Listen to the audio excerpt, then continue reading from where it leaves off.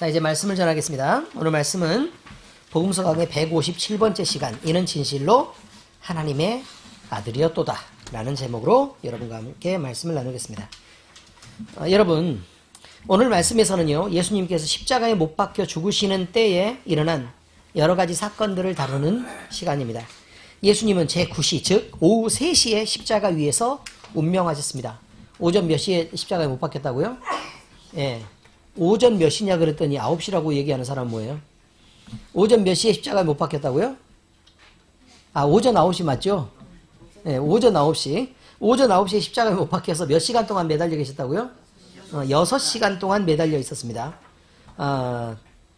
예수님은 제9시, 오후 3시에 십자가 위에서 운명하셨는데, 그때 하늘과 땅에서는 몇 가지 초자연적인 현상들이 벌어지게 되었습니다.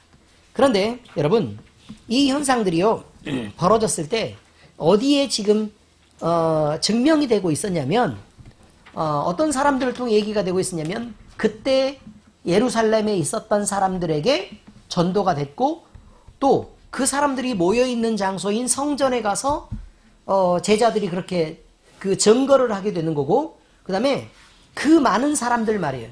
그 현장에 있었던 증인들도 있었을 텐데, 그 사람들이 보고 듣고 하는 중에 증명됐던 것입니다. 누구도 이것을 부인할 수가 없었다 라는 것이죠. 그때 당시에 그랬단 말입니다. 만약에 이게 이렇게 일어난 사실이 만약에 거짓이었었으면, 그때 당시에 많은 사람들이 사기꾼이라고 흉을 보고, 흉 보는 거 아니죠. 정죄를 하고 이 사람들이 정말 사기꾼으로 몰려서 말도 안 되는 소문으로 끝나고 말았을 것입니다. 그런데요, 그때 당시에 오늘 성경 말씀을 읽어보니까 뭐라고 되어 있는 거냐면, 예수 부활 후에 그들이 무덤에서 나와서 거룩한 성에 들어가 많은 사람에게 보였다 라고 얘기해서 이렇게 적고 있는 말도 그들이 부인할 수 없었다, 그 말입니다. 많은 사람들이 실제로 봤기 때문에 부인할 수 없는 거죠. 못 봤으면요, 그런 사람이 누가 있냐고 다들 따지지 않았겠습니까? 그렇죠? 근데 그러지 않았다는 사실이 굉장히 중요한 것입니다. 이제 하늘과 땅에서 일어난 초자연적인 이 말씀을 나누면서 아버지이신 하나님의 마음이 얼마나 아팠길래 이렇게 하늘을 흔들고 땅을 진동시키고 땅을 찢어버리는 이런 일들이 벌어졌었는가. 또 예수님이 돌아가신 순간 하늘과 땅이 얼마나 놀라며 그들이 나를 만든 예수님이 이렇게 죽어가시는 것에 대해서 함께 고통했는가라는 것을 나눌까 합니다. 말씀을 나누는 중에 많은 은혜가 있기를 바랍니다. 자, 예수님께서 이 세상에 탄생하시는 장면을 우리가 다시 한번 되돌려 볼 수 있습니다. 그때는요, 깜깜한 어둠이 세상을 덮고 있을 때 하늘에 별이 떴는데, 그 별이 빛을 강하게 이렇게 내면서 세상을 향해서 이렇게 오고 있었습니다. 굉장히 중요한 것입니다. 그러면 이 세상은 정막이 흐르고 있었고 세상은 어둠에 쌓여 있었다라고 얘기할 수 있습니다. 왕이신 예수님은 인류를 위해 아주 고요한 중에 비천한 모습으로 허름한 마구간을 통해서 오셨던 것입니다. 그런데 예수님이 장성하시고 30세 공생애를 시작하신 후 3년간 그리스도이신 자기를 증명하시기도 했고, 또 천국 복음을 전파하기도 했고, 병든 자, 외로운 자, 귀신 들린 자들을 치료하기도 했습니다. 예수님이 전도 활동을 하는 중에요, 많은 사람들의 그의 말씀을 듣고 감동을 받았고 찔림이 있었습니다. 마음속에는 하나님을 향한 하나님의 나라를 얻어야겠구나, 내가 하나님의 나라를 회복해야겠구나, 이렇게 해서는 안 되겠구나 라는 그런 충동이 불일 듯이 일어났습니다. 그런데 그 예수님이 구약의 모든 예언대로 십자가에서 우리의 모든 죄를 지시고 친히 제물이 되어 죽으셨다는 사실입니다. 주님이 십자가에 돌아가실 때 아주 많은 특별한 일이 많이 발생했습니다. 이 몇 가지 일들은 이 세상에서요, 합리적 사고를 가진 우리로서는 도저히 감당할 수 없는 기적이었고, 구원의 인치심을 받은 우리에게는 그 일들을 통해 귀중한 메시지가 전달되게 되었습니다. 이제 우리는 이 모든 일들을 다시 한번 꺼내서 생각해 볼까 합니다. 자, 첫 번째 일어난 일들에 대해서 성경은 얘기하고 있습니다. 마태복음 27장 45절에 정오에 흑암이 있었다라고 말합니다. 제6시로부터 온 땅에 어둠이 임하여 제9시까지 계속되더니 라고 말합니다. 자, 여기 6시라는 말은요, 유대 시간 낮 단위로 낮 12시를 의미합니다. 자, 12시면 해가 얼마나 밝아야 되죠? 해가 얼마나 밝아야 되죠? 해가 중천에 따죠. 가장 밝아야 될 때입니다. 가장 밝아야 될 때, 이 정오에 가장 밝게 빛나야 될 그 시각에 태양은 예수님이 돌아가시는 오후 3시부터 3시간, 아니, 오후 12시부터 3시까지 3시간 동안 그 빛을 잃고 깜깜하게 되었던 것입니다. 여러분, 구름이 가린 것이 아니고요, 해가 빛을 잃은 것입니다. 그냥 하늘이 어두워진, 단지 하늘이 그냥 어둡게 이렇게 뭐에 가려서 그렇게 된 게 아니고 해가 내는 빛이 어두워졌다고 얘기하는 것입니다. 예수님께서는 자신을 가리켜서 이 세상에 오신 빛이라고 하셨습니다. 요한복음 8장 12절에 예수께서 또 말씀하여 이르시되 나는 세상의 빛이니 나를 따르는 자는 어둠에 다니지 아니하고 생명의 빛을 얻으리라. 여러분, 그 깜깜한 세상에 한 줄기 빛으로 오신 그 예수님이 세상에 존재할 때는 세상의 빛으로 다니셨답니다. 그래서 세상은 밝았습니다. 나처럼 되었습니다. 그래서 진리가 드러나고 사람들의 부정함이 밖으로 드러나게 된 것입니다. 어둠 속에서 모사를 꾸미던 애들, 거짓 신앙을 갖던 그 유대 종교 지도자들은 자신들의 치부가 드러나자 깜짝 놀라고 그것을 가리고 감추기에 바빴습니다. 예수님의 빛은 하나님의 영광을 위해서 스스로 빛나는 것입니다. 그런데 그 예수님이, 빛이신 예수님이 돌아가시는 순간 예수님이 친히 만드셨던 이 세상의 빛들도 함께 어두워지게 되었다. 그리고 그게 무려 3시간 동안이나 계속되었다라고 얘기하고 있습니다. 근데 만약에 이것이 거짓이었으면 그때 유대의 지도자들이나 많은 유대인들이요, 난리가 났을 것이라 그 말입니다. 그런데 이들은 그때 아무 말도 하지 못했습니다. 또 예수님이 계시는 동안을 나주로 표현하시며 이 세상에 온 빛을 보고 실족하지 말라고 경계하셨습니다. 요한복음 11장 9절에 예수께서 대답하시되 낮이 12시간이 아니냐, 사람이 낮에 다니면 이 세상에 빛을 봄으로 실족하지 아니하고 라고 되어 있습니다. 여러분, 낮이 12시간이다. 그럼 12시간은 시간이 정해져 있다는 말입니다. 시간이 정해져 있다. 그리고 낮이라는 시간 동안에 지금 너희가 지금 다니고 있는 것 아니냐 이 말이죠. 그런데 그 빛을 보고 아, 내가 빛으로 나아가야 되겠구나 라고 결단하는 사람의 무리가 있는 것이고, 그 빛을 보고서 아, 내 부끄러움이 드러나니까 내가 빨리 여기서 피해야 되겠구나 라고 생각하는 사람이 있다는 말입니다. 그래서 빛을 보고 그 치부가 드러날까봐, 그 잘못된 게 노출될까봐, 그래서 빛을 피하는 것, 이것을 실족한다 라고 지금 표현하고 있습니다. 그러지 말라라고 얘기하고 있죠. 우리는 하나님의 말씀이 우리에게 전달되었을 때 우리의 마음이 비춰보면 우리가 그 말씀을 인정할 수 있는 자리에 있지도 않고 그 말씀에 비추어서 당당하지 않은 것입니다. 그럼 그때 우리가 결단하고 하나님의 말씀이 우리에게 왔을 때 우리가 깜짝 놀라면서 아, 내가 주의 말씀대로 행동하고 있지 못하구나 라고 생각이 들면 아, 내가 빨리 내 자신을 내려놓고 하나님 말씀으로 돌아가야겠다 라고 생각하면 되는데, 그것이 사람들을 이렇게 쳐다보니까 사람들이 나를 아는 것 같거든. 그리고 나를 손가락질하는 것 같거든요. 그러니까 그걸 피하고 싶은 거예요.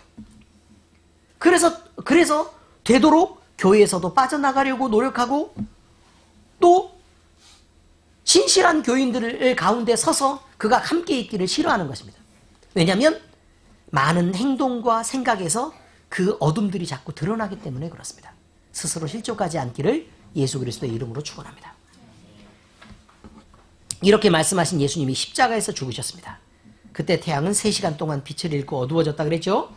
이 세상에 온 빛이 사라지는 순간이었습니다. 이 흑암은 이스라엘 백성들이 애굽에서 종살이할 때요, 하나님이 모세를 보내 이스라엘의 첫 유월절을 지키기 전 3일간 애굽 땅에 임하게 했던 그 흑암을 떠올리게 합니다. 이게 몇 번째 저주였죠? 9번째 저주입니다. 9번째. 이 흑암은 저주였고 지옥이었으며 죽음의 절대성을 상징하는 것입니다. 아모스 선지자는 얘기하고 있습니다. 아모스 8장 9절에 주 여호와의 말씀이니라. 그날에 내가 해를 대낮에 지게 하여 백주의 땅을 깜깜하게 하겠다 라고 말합니다. 이것은 하나님의 슬픔을 대변하는 것입니다. 예수님이 오실 때는 온통 깜깜한 하늘에 빛나는 한 줄기의 별빛으로 주님이 오셨습니다. 온통 흑암이었고 주님의 빛만 더 밝게 빛나고 있었다, 그런 말입니다. 예수님의 오심은 어두운 세상의 빛이었다는 말씀입니다. 반면 예수님의 죽으심으로 태양이 그 광명을 잃었다는 사실은 예수님이 계신 세상은 광명한 상태이고 그를 잃는 것은 빛을 잃는 것이다 라고 말하고 있는 것입니다. 이사야 선지자는 또 얘기합니다. 이사야서 5장 30절 그날에 그들이 바다 물결 소리같이 백성을 향하여 부르짖으리니 사람이 그 땅을 바라보면 흑암과 고난이 있고 빛은 구름에 가려서 어두리라. 자, 이사야 선지자는 은유적인 표현을 한 것입니다. 빛과 어둠을 얘기하고 있습니다. 창조주의 하나님의 영광은 자연을 통해서도 늘 나타나는 법입니다. 왜냐하면 창조주 하나님이 자연도 만드셨기 때문에 그렇습니다. 그 모든 것은 하나님께 영광을 돌리게 하고 하나님의 저주 역시 자연의 빛을 통해 나타나서 그 빛을 잃게 하는 효과로 나타나기도 하는 것입니다. 우리 안에 하나님을 잃어버리면 자연도 함께 저주를 받아 고통을 당하고 우리가 은혜 아래 거하면 자연도 함께 복을 받아서 그 영광을 누리는 것입니다. 그래서 로마서 8장 22절에 피조물이 다 이제까지 함께 탄식하며 함께 고통을 겪고 있는 것을 우리가 아느니라 라고 얘기하고 있는 것입니다. 여러분, 구약 성경을 읽어보면요, 그런 말이 자꾸 나옵니다. 이스라엘 백성들이 하나님을 떠나서 부인하고 우상을 섬길 때 하나님은 뭐라고 얘기하냐면 땅이 함께 저주를 받아 그들도 가시와 엉겅퀴를 내겠다 라고 얘기합니다. 이것은 아담과 하와가 저주에서 에덴 동산 밖으로 쫓겨났을 때와 동일한 저주의 말씀인 것입니다. 그러니 아담과 하와가 받은 그 저주는 하나님께 거짓말을 하고 하나님과 약속을 지키지 않아서 그의 말씀을 듣지 않아서 그들이 받을 수밖에 없는 당연한 저주였던 것입니다. 우리의 살아가는 모든 순간들 속에서요, 고민할 일이 굉장히 많습니다. 가정의 일도 고민이 되고 또 사업하는 일도 고민이 되고 무엇을 먹고 살까, 또 어떤 관계를 만들어서 우리가 살아갈까, 누구와는 내가 왜 이렇게 불편할까 라는 교회 생활 역시 마찬가지입니다. 여러분, 그런데요, 성경에 이런 말이 있다는 것을 꼭 아셔야 합니다. 네가 밟는 땅이 복되려면 네가 복이면 된다. 그리고 너는 복의 근원이다 라는 말을 계속합니다. 그래서요, 아주 간단합니다. 신인정 간사가 아무것도 아닌 것처럼 자기 자신을 느낄지 모르나, 그러나 신인정 간사가 삼성에 다닌단 말입니다. 삼성은 어려움이 없는 것입니다. 그냥 웃을 일이 아니고요, 나중에 두고 보시면 합니다. 우리가 있는 기업들이 우리의 사업체가 잘 되게 하기 위해서 내가 신앙의 결단을 하고 하나님 앞에 엎드리면 무슨 일이 일어났는지 다 알고 계시죠? 그렇습니다. 그렇게 되는 것입니다. 그런데 내가 하나님 앞에 마음을 모으지 않고 내가 밟는 땅이 저주를 받으면 가시와 엉겅퀴를 냅니다. 하는 모든 일이 막히고요, 내가 잘 걸어가는 것 같은데 내 살갗을 가시가 긁고 찢습니다. 그래서 잘 걸어가는 것 같은데도 늘 피가 나고, 지나가고 나보면요, 내가 잘 산 것 같은데도 늘 상처투성이인 것입니다. 남은 것도 없고요, 결국은 나중에 다 지나고 보니 고통스럽고 피곤한 날들을 걸어왔고, 그리고 내가 즐기고 신나게 산 것 같은데, 그런데 내가 죽을 힘을 다해서도 내가 남는 것이 아무것도 없고 단지 치료받아야 될 병든 몸과 내 아픈 영혼밖에 남지 않은 것입니다. 왜 여러분 각자의 영혼을 저주받는 자리에 내놓으시려고 합니까? 왜 여러분의 기업이 복되면 안 되고, 왜 여러분의 가정이 복되면 안 되고, 왜 여러분을 만나는 사람들이 복이 넘치고 행복이 넘치면 왜 안 되는 것입니까? 왜 그것이 나 때문에 다른 사람이 복 받으면 왜 안 되냐 그 말이에요. 왜 나만 잘 됐으면 좋겠고 남들은 그걸로 복 받으면 절대 안 되는 그런 일이 왜 벌어지냔 말이에요. 그게 나 때문인데. 다른 사람에게 좁은 마음을 품고 질투하는 사람들은 그 복음을 갖지 못하는 것입니다. 잘 생각해 보시기 바랍니다. 옆에 있는 사람이 나 때문에 잘 되면 내가요 억울하고 분통 터진다. 여러분의 신앙이 잘못된 것입니다. 그래서 나는 이 사람 복 받을까 봐 나도 저주 속에 거해야지 이러는 것입니다. 미련하고 원통한 일입니다. 여러분의 주위가 복 받으면 적어도요 여러분이 그 사람을 도울 일이 없고요 그 사람이 나한테 돈을 빌려갈 일 없고 그래서 내가 보증을 서지 않아도 됩니다. 여러분의 주변이 잘 되면 나를요 사기치지 않아도 되는 상태가 된단 말입니다. 여러분의 주변이 잘 되면 그 사람들이 마음을 곱게 쓴단 말입니다. 독하고 남을 속이고 욕하려고 하지 않는단 말입니다.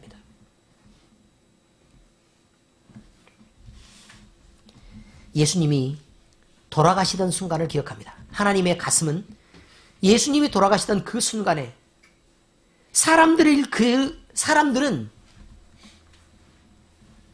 구원자이신 예수 그리스도, 천지를 창조하신 예수 그리스도, 그리고 사람들에게 죽을 영혼을 구원해 주시기 위해서 자기들을 살리려 보낸 예수 그리스도를 믿지 않았을 때 느끼는 그 하나님의 슬픔과 그 절망감이 얼마만큼 컸을까? 그 마음이 얼마나 힘이 들었을까? 이것을 자연을 통해 표현하는 것이 해가 빛을 잃은 것입니다.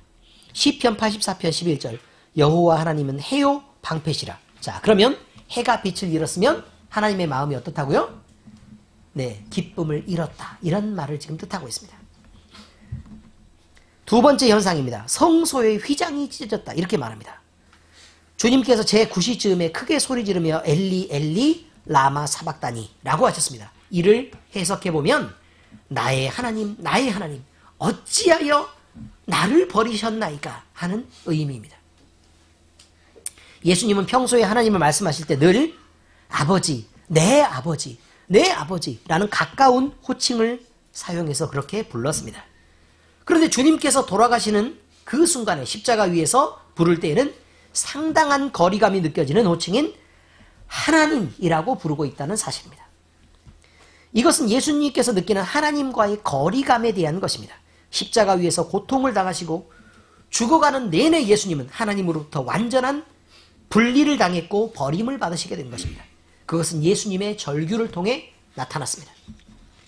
그의 신성과 인성의 전능성과 무죄함에도 불구하고 우리의 죄를 담당하시기 위해서 그 깨끗한 어린 양이신 예수님은 속죄 제물로 돌아가셨습니다. 그래서 우리가 받아야 될 죽음 앞에서의 고통이 예수님께 그대로 전가되었고 죄인인 우리가 느껴야 될 하나님과의 단절이 예수님께 그대로 전해졌던 것입니다. 그러므로 우리가 만약에 죄인으로서 죽는다면 고통스러울 것이고 우리가 죄인으로 죽는다면 하나님을 아무리 불러도 아무 느낌 없이 단절됐을 것이라 그런 말입니다. 예수님이 그것을 느끼신 것이라 그 말입니다. 그리고 마지막으로 그가 죽음의 순간에 들어가실 때 자기 영혼을 아버지께 부탁하는 것을 볼 수 있습니다. 그런데 이때 기이한 현상이 벌어집니다. 성전에서요, 하나님이 계시는 거룩한 공간인 지성소와 성소 사이에 가렸던 그 휘장, 이 휘장, 그 다음에 성소 앞을 막았던 그 휘장이 있죠? 이 휘장이 찢어져 버렸습니다. 아래에서 위로 아예 딱 찢어져 버렸다, 그런 말입니다.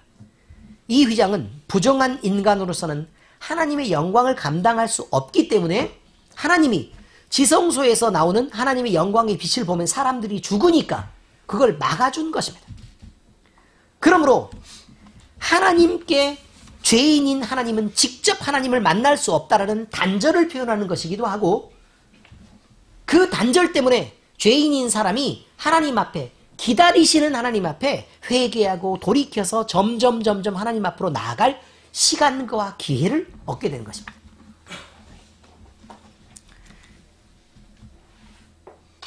대제사장이 있습니다. 대제사장이 한 명이에요, 한 명. 근데 한 명이 언제까지 대제사장이냐? 그러면 죽으면 바뀝니다. 대제사장은 언제 바뀐다고요? 죽으면 바뀝니다. 그러니 몇 명일 수밖에 없어요. 한 명일 수밖에 없어요. 왜냐면 대제사장, 또 증경 대제사장, 그다음에 상대제사장 이런 게 아니고 무슨 말인지 아시죠? 대제사장이 먼저 제사장은 은퇴 대제사장 이런 게 있지 않아요. 대제사장은 뭐라고요? 한 명밖에 없었습니다. 예수님 시대에는 몇 명 있었어요? 2명 있었어요. 2명. 장인어른과 사위. 아시겠어요? 그럼 이것은 하나님의 원칙에 따른 걸까요? 아닐까요? 아닌 것입니다. 자, 이렇습니다. 대제사장이요, 하나님의 명령대로 말하면 이스라엘 온 백성의 죄를 한꺼번에 지고 가는 대속죄일에 자기 몸을 정결하게 하고 이스라엘의 모든 죄를 지고 허리에다가 끈을 묶고 종을 매달고, 왜요? 들어가면 죽을지 모르니까 종을 매달고 휘장을 사이를 지나서 어떻게 간다고요? 지성소로 들어가는 것입니다. 겨우 한 번 들어갈 수 있습니다. 그리고 그때 들어가도 죽을지 몰라요. 그런데 그 휘장이 찢어져 버렸습니다. 그러니까 그 안쪽에 있었던 영광은 어떻게 된다고요? 밖으로 완전히 노출돼 버린 것입니다. 마태복음 27장 51절. 이에 성소 휘장이 위로부터 아래까지 찢어져 둘이 되고 땅이 진동하여 바위가 터졌다 라고 지금 얘기하고 있습니다. 그런데 이 휘장이 찢어짐으로 노출된 지성소가 있는데, 이 휘장이 어떻게 만들어졌느냐? 지금 출애굽기에서 배우고 있습니다. 휘장은 아주 정교하고 튼튼한 배실로 만들어져 있었기 때문에 사람이 의도적으로 아무리 찢으려고 해도 찢어지지가 않는 재질이라고 합니다. 그런데 이 휘장은 자연적으로 그냥 찢어졌는데 위에만 살짝 이렇게 뜯어진 게 아니고 위에서부터 아래까지 반쪽으로 쫙 하고 나눠지도록 찢어져 버렸다, 이런 말입니다. 지성소가 노출됐습니다. 대제사장만 이제 지성소를 볼 수 있는 게 아닙니다. 아예 모든 사람이 하나님을 직접 뵐 수 있게 되었습니다. 또 1년에 한 번만 하나님을 만나는 게 아니라 찢어졌으면 아예 노출됐으니까 보고 싶은 사람은 늘 만날 수 있는 것입니다.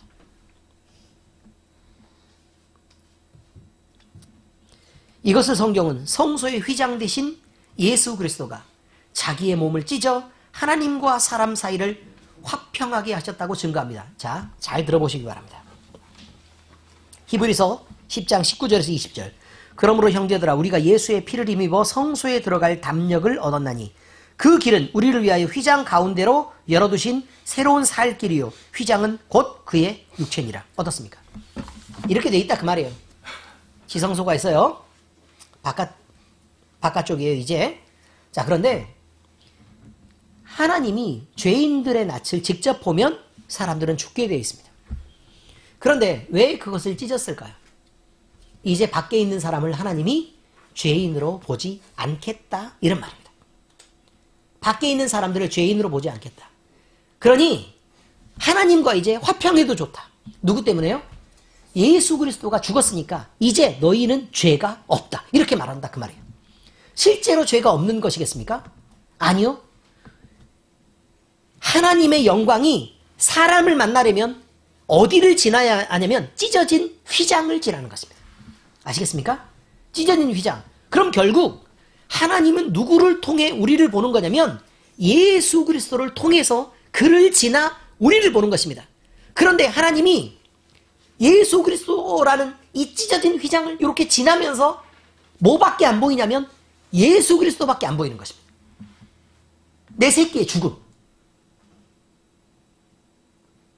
그게 너무 크니까 밖에 있는 건 잘 눈에 안 들어오는 거예요. 의미를 아시겠죠? 그리고 예수님이 이미 이 몸이 찢기면서 피가 온 세상에 뿌려졌습니다.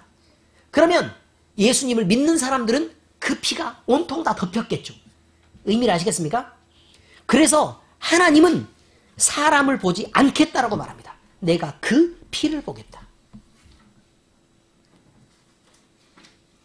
이게 출애굽할 때 있었던 사건입니다. 문설주에 발라진 어린 양의 피만 보겠다. 그 안에 누가 있는지 안 보겠다. 이게 바로 하나님이 우리에게 품는 마음입니다. 그런데 우리 안에 예수 그리스도의 피가 없고 우리의 몸에 예수 그리스도의 피가 발라져 있지 않으면 우리는 예수님과 무관한 자이고 하나님의 은혜가 없는 자입니다. 우리는 하나님이 임재하신 거룩한 자리인 지성소에 이제 감히 들어갈 수 있게 됩니다. 그 전에는 그럴 수 없었습니다. 예수 그리스도의 살을 찢어 대속의 은혜를 힘입었기 때문에 그의 죽으심으로 우리 모두는 하나님과 화목하게 되었고 하나님을 직접 볼 수 있는 자리까지 갈 수 있게 되었다. 그런 말입니다. 사도 바울은 에베소 교회에 보내는 편지에서 이것을 증거했습니다. 에베소서 2장 14절에서 16절. 그는 우리의 화평이신지라. 이제 아시겠죠? 왜 화평이 누구와 누구 사이의 화평이에요? 하나님과 우리 사이의 화평. 그리고 막힌 담을 하셨는데 우리와 우리 사이에 막힌 담도 하셨다. 이렇게 되죠.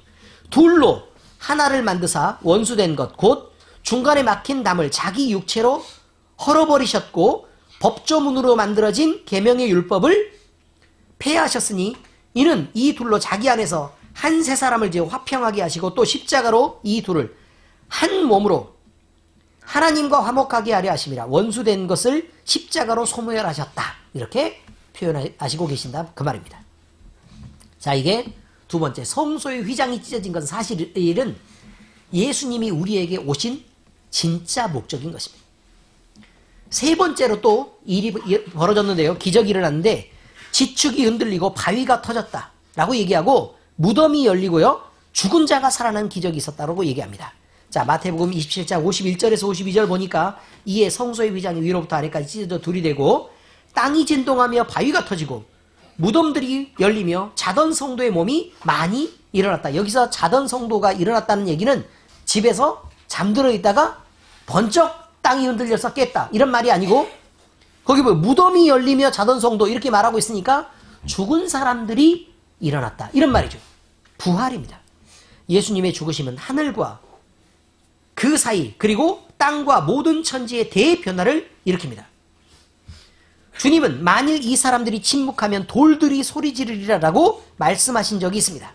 이처럼 지축이 흔들리고 죽었던 성도들이 다시 일어나게 된 사건이란 하나님께서 땅의 권세를 흔들고 예수님의 승리를 선포하시는 것입니다. 땅의 권세는 그러면 땅을 흔들었다라는 말이 무슨 말이냐면 우리가 밟고 있는 땅이 이렇게 튼튼하게 보이지만 말이죠. 그러나 그 땅을 흔들었다고 하나님은 말씀하고 계시는 것입니다. 무슨 말이냐? 땅은 누구에게 속한 권세죠? 사탄에게 속한 권세입니다. 마귀에게 속한 권세입니다. 세상 마귀가 예수님을 죽이고 자기가 튼튼한 땅을 얻은 것처럼 그 나라가 온전하고 견고한 것처럼 보였는데 하나님은 그가 완전한 승리를 쟁취했다고 포효하며 기뻐하는 그 순간에 모든 것을 뒤집어 엎었습니다. 그래서 하나님의 권세를 드러냈습니다. 세상 마귀의 능력, 그가 가진 모든 권세를 흔들어버렸다. 그런 말입니다. 하나님은 예수님을 죽인 자들에 대해서 분노했습니다. 예수님의 피를 보증하려는 그 구속사적 의미를 담아 지축을 흔들어 땅을 진동시키고 바위를 터뜨려서 죽은 자들을 살려낸 것입니다. 죽은 자들이 살아났다는 것은 또 무엇을 의미하느냐? 죽음이란 죄의 결과입니다. 하나님과의 단절의 결과죠. 그리고 그 죽음이란 마귀 사탄이 가장 힘있게 사용하는 권세입니다. 그리고 그 죽음은 이 세상에 온 어느 누구도 사실 피해갈 수가 없는 것입니다. 그런데 죽은 자를 일으켰다. 땅의 권세를 흔들고 바위를 터뜨려 버렸고 죽은 자를 살렸다. 이건 뭘 말하고 있는 거냐면 승리를 포효하던 그 마귀의 모든 권세를 깨버렸다. 그리고 그것이 절대적인 힘이 아니다 라고 지금 얘기하고 있습니다. 예수님은 부활의 첫 열매가 되시기 위해 죽음에 머물러 계실 수 없었습니다. 그래서 3일 만에 부활하시는 것입니다. 죽음은 부활이 없는 자들에게나 권세가 되고 공포가 되는 것입니다. 영벌에 처할 자들은 당연히 죽음을 두려워해야 하고 그 절대적인 힘에 벌벌 떨게 됩니다. 죽을까가 무섭습니다. 그리고 죽을까봐 눈물이 납니다. 내 가족이 죽는 것이 힘들고 내가 죽는 것은 공포스럽습니다. 그러나 부활이 있는 성도들은 죽음이 그 끝이 아니라는 것을 압니다. 영생의 보상으로 가는 그 중간 과정이라는 것을 알고 있기 때문에 죽음이 공포일 수가 없는 것입니다. 땅에 묻힐 사람들이 두려워 떨 때 성도의 신앙은 무덤을 열고 다시 살리실 주님을 바라보게 되는 것입니다. 요한복음에 보면 이 내용이 너무나도 분명하게 기록되어 있습니다. 요한복음 11장 25절에서 26절, 예수께서 이르시되 나는 부활이요 생명이니 나를 믿는 자는 죽어도 살겠고 무릇 살아서 나를 믿는 자는 영원히 죽지 아니하리니 이것을 네가 믿느냐? 라고 말합니다. 우리는 예수님께서 십자가에 돌아가실 때 일어난 기이한 현상들을 하나님의 구속사적 입장에서 살펴보았습니다. 오늘 또 살아계신 우리 주님께서 하늘의 권능과 땅의 세력과 만물까지 하나님 아버지의 손 안에 두시고 그 거룩한 섭리와 의지 가운데서 역사하고 다스리고 계십니다. 우리는 이 기적들을 볼 때 이분이 하나님의 진짜 아들이고 이분이 진짜 그리스도셨구나 라고 인정할 수밖에 없는 것입니다. 하나님의 뜻을 섬기는 우리들은 우리 주님이 십자가 위에서 당하신 고난의 순간을 늘 기억해야 합니다. 우리의 삶의 현장에서 예수님이 하신 것처럼 부정한 욕심을 십자가에 못 박고 하나님을 부르며 살아야 합니다. 우리에게 어떤 고난이나 고통이 있을지라도 결국 우리는 부활의 첫 열매가 되신 예수님처럼 우리도 영광과 행복이 있을 줄 알고 믿음의 경주를 이어나가야 합니다. 힘내서 거룩한 고난의 경주를 달리겠다고 다짐하는 성도들 모두에게, 특히 엘림교회에 속한 우리 가족들 모두에게 우리 주 예수 그리스도의 은혜가 충만하게 있기를 살아계신 예수님 이름으로 축원합니다. 기도하겠습니다. 살아계신 아버지 하나님, 예수님이 돌아가셨을 때 하나님의 마음은 얼마나 아프셨을까 우리가 생각해 봅니다. 감히 우리가 상상할 수 없는 고통이 있었을 것입니다. 하나님은 그 마음을 담아 해에 빛을 잃게 하셨고 또 땅을 흔들고 지축이 흔들리게 하셨으며 바위가 터지고 죽은 자들이 살아나게 하셨습니다. 이 모든 일들을 인하여 아버지 하나님의 마음을 우리에게 표현하셨던 것을 우리가 압니다. 아버지 하나님, 우리가 예수 그리스도의 부활을 힘입어 다시 하나님께서 우리에게 주신 부활에 다가가려고 합니다. 아버지 하나님, 우리가 참 신앙으로 바로 서게 하여 주시옵소서. 그래서 아버지 하나님, 주님의 부활처럼 우리도 부활에 참여하는 자들 될 수 있도록 주께서 인도하여 주시옵소서. 특별히 우리가 신앙생활을 할 때 주님이 죽으실 때 성소의 휘장이 찢어진 것을 우리가 기억하게 하여 주시옵소서. 그러므로 우리는 다른 사람을 통해서 우리 하나님께 나아가는 것이 아니라 오직 내 자신이 직접 하나님의 얼굴을 대면하고 그와 직접 얘기하며 우리 하나님 앞에 직접 찬양하고 기도하고 예배할 수 있는 자리에 있는 권세를 갖게 된 것을 우리가 알게 하여 주시옵소서. 그래서 아버지 하나님, 그 권세가 가볍게 쓰여지지 않고 가치 있고 복되고 많은 사람들에게 전파되는 능력으로 쓰여질 수 있도록 주께서 인도하여 주시옵소서.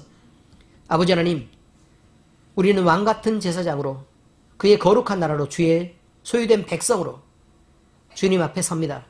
아버지 하나님, 우리의 예배를 받으시고 우리가 그렇게 살게 하여 주시옵소서. 살아계신 우리 주 예수 그리스도의 이름으로 감사하며 기도합니다.